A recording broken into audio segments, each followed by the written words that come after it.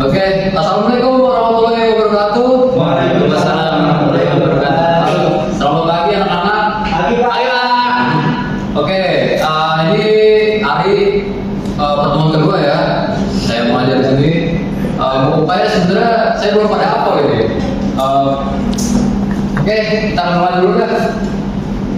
Kita absen dulu. Pertama, Malikul, Hadir, Pak.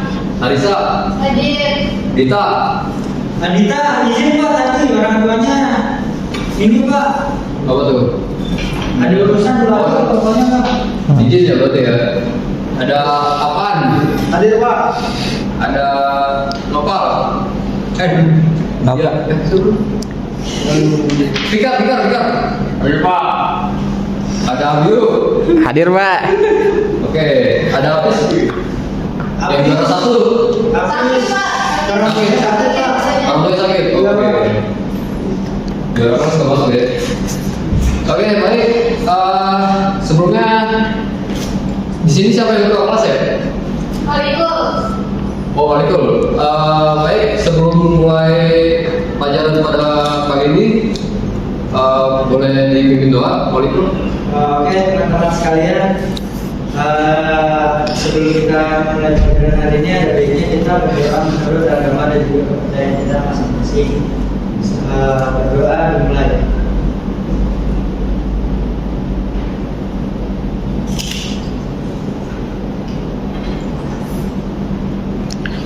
Selesai memberi salam. Assalamualaikum warahmatullahi wabarakatuh. Waalaikumsalam warahmatullahi wabarakatuh. Terima kasih ketua kelas, Waalaikumsalam. Oke, kita mulai saja ya. Udah pada siap belum nih? Pagi-pagi semangat nggak? Semangat. Semangat ya. Pak. Insya Allah Pak. Ini nggak apa-apa ya, sambil makan aja. Oke. Sebelumnya ada yang masih ingat nggak? Kita ngebahas apa? Malikul ada yang ingat? Sebelumnya ngebahas apa? Lupa kemarin bahas. Lupa Pak saya Pak. Oke, lupa. Kemarin. Abi juga kemarin Pak lupa kayaknya Pak. Abi. Oke, sebelumnya Bapak ingatkan kembali. Sebelumnya kita membahas fungsi, definisi dan fungsi dari gardu induk. Oke. Nah, ada yang masih ingat nggak definisi dari gardu itu apa? Dan fungsinya? Ada yang masih ingat? Lupa ya? Lupa. Oke. Nah, Bapak jelaskan aja di sini. Apa itu gardu induk? Gardu induk adalah instalasi sistem tenaga listrik yang berfungsi untuk mentransformasi tegangan, mendistribusi daya, dan melindungi sistem jaringan listrik. Intinya, gardu induk itu berperan penting dalam jaringan listrik sebagai proteksi, yaitu gardu terdepan pada jaringan listrik. Oke, saya jelaskan sebelumnya. Saya pernah jelaskan sistem jaringan listrik itu ada terdiri dari pembangkit, ada dari transmisi dan distribusi. Yang mana kita tahu pembangkit itu adalah yang menghasilkan energi listrik, dan transmisi itu yang seperti menghubungkan itu sebelum ke konsumen. Dan distribusi itu listrik yang kita pakai dalam sehari-hari. Itu ada tegangan rendah dan tegangan menengah. Untuk tegangan menengah di Indonesia ada yang tahu berapa tegangan menengah? Ada yang tahu? Kapan? 150 Pak. Berapa? 150. 150. Salah. Oke, Bapak jelaskan. Tegangan menengah di Indonesia itu ada di 20 kilovolt. Untuk tegangan rendahnya ada yang tahu nggak?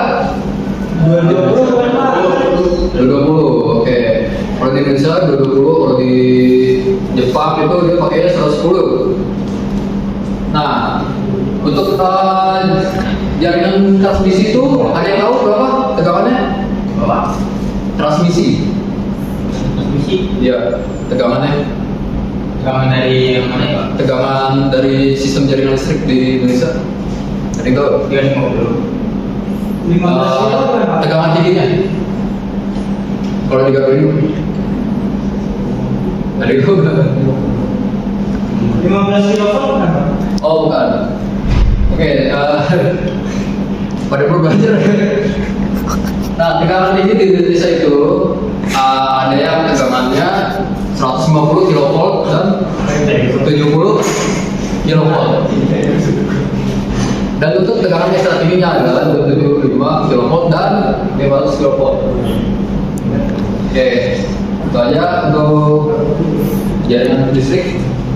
Kita lanjut ke tujuan pembelajaran. Saya harap kalian mengerti membedakan gardu induk dan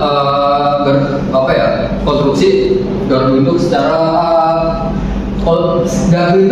konstruksi. Oke, sebelumnya bertanya ada yang cita-citanya kerja di PLN? Apa?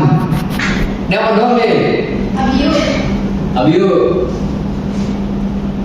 Saya di ini Pak, di tambang Pak. Oh ditambah. Ada yang mau di gardu itu nggak? Jadi operator gardu itu gitu? Atau yang membangun gardu itu sebagai kontraktor? Itu kerjanya di mana ya Pak? Saya kurang tahu Pak. Oke, kalau saya jelaskan ya di PLN itu ada organisasinya itu ada ya unit induk pembangunan dan unit induk transmisi dan distribusi. Itu yang 3 pilar penting di PLN. Saya jelaskan lagi untuk pembangunan, dia itu yang fungsinya membangun sebuah gardu induk kalau enggak sebuah jaringan listrik di Indonesia.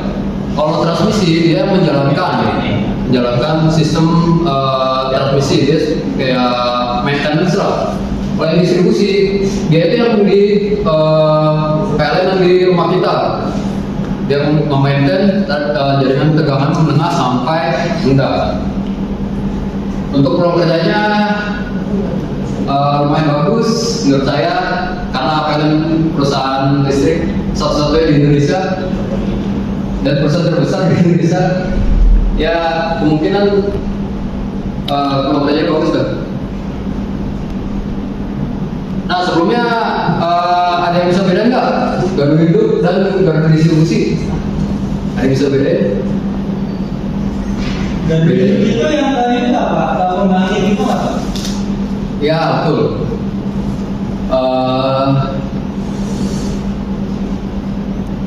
Saya jelaskan lagi.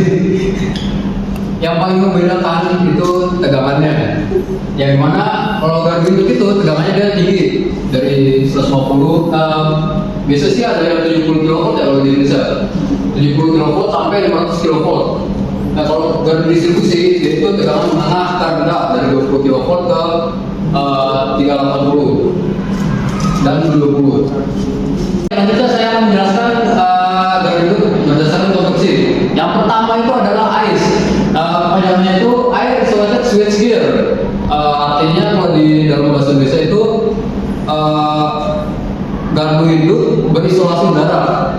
Nah dari bahasa Indonesia aja kelihatan ya isolasi berisolasi udara. Jadi tegangannya peralatan tegangan tinggi atau high voltage aparatus, dia itu isolasi cuma mengandalkan udara.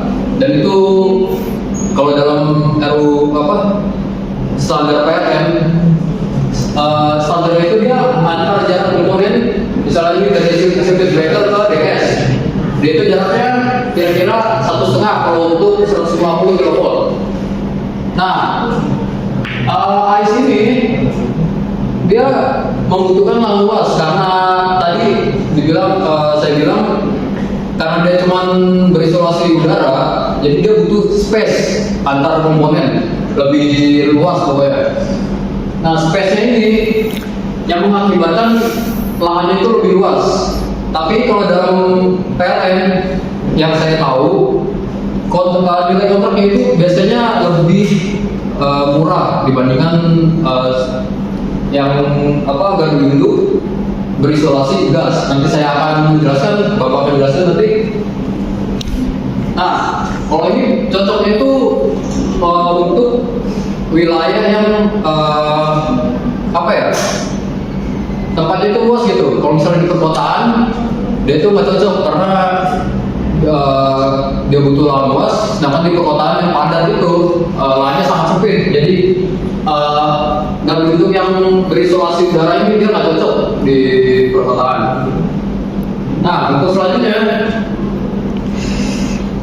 ini ada GIS, ya kepanjangannya itu gas isolasi switchgear atau gardu induk berisolasi gas. Nah, gas yang dipakai ini itu gas SF6 yang mana ini di dalam ini ya kayak pipa ini, kelihatan nggak? Pipa ini kelihatan ya? Kelihatan, Pak. Nah, di dalam ini itu ada komponen aparatus atau tegangan tinggi. Nah, yang pokoknya konduktor yang bertegangan tinggi ini dia itu diisolasi dalam sebuah enclosure. Ini namanya enclosure kayak pipa. Jadi dia sistemnya udara itu divakum dulu biar nggak ada udara masuk, lalu diinjeksi sama gas SF6. Nah, keuntungannya dia itu nggak butuh lahan luas, dia hanya butuh sebuah bangunan. Satu bangunan itu dia terdiri dari basement, lantai dasar dan lantai 2. Nah, tapi kerugiannya itu karena dia maintenance lebih rumit dan sistemnya lebih rumit juga, dia butuh maintenance lebih rumit juga ya. Jadinya dana yang dikeluarkan oleh operator PLN ini bakal lebih besar pokoknya. Tapi keuntungannya ya itu lahannya lebih kecil, pokoknya di daerah padat perkotaan itu dia lebih cocok. Selanjutnya, nah terakhir sebelum menutup, menurut kalian kalau di Jakarta ini lebih cocoknya ICE atau GIS? GIS lah. Ada yang tahu alasannya? Dari kanan? Siapa nih? Oke. Mereka Karena di Jakarta itu kan kita sudah banyak penduduknya Pak. Nah, kalau ICE itu kan tadi kalau kita butuh lahan yang luas ya. Di Jakarta itu udah sedikit dan yang luas, dan harga lahan di Indonesia di Jakarta itu udah mahal banget. Jadi menurut saya GIS lebih cocok karena selain kotanya yang sudah padat, dia juga membutuhkan lahan yang lebih sedikit. Oke. Betul sekali. Tapi kan kamu saya kasih bonus nanti. Karena kamu lebih bagus. Benar sekali yang tadi katakan Fikar, kamu bagus banget. Kamu menyimak saya ya. Oke, sebelum saya tutup, ada pertanyaan mungkin dari kalian? Tidak ada. Ada pertanyaan? Jelas sih Pak. Jelas ya? Iya. Cukup, Pak. Oke. Sebelum saya menutup nih, terakhir ya. Selanjutnya saya akan kita akan belajar komponen dari gardu induk. Jadi tugas kalian cari gambar komponen-komponen yang ada di gardu induk dan layout dari sebuah gardu induk. Itu aja. Oke? Setuju Pak? Setuju, Pak. Oke. Baik, saya tutup ya. Saya tutup Pak. Bisa lanjut. Tutup, Pak. Baik. Oke, karena waktu sudah selesai ya. Kurang lebih mohon maaf dari Bapak. Assalamualaikum warahmatullahi wabarakatuh. Waalaikumsalam warahmatullahi wabarakatuh.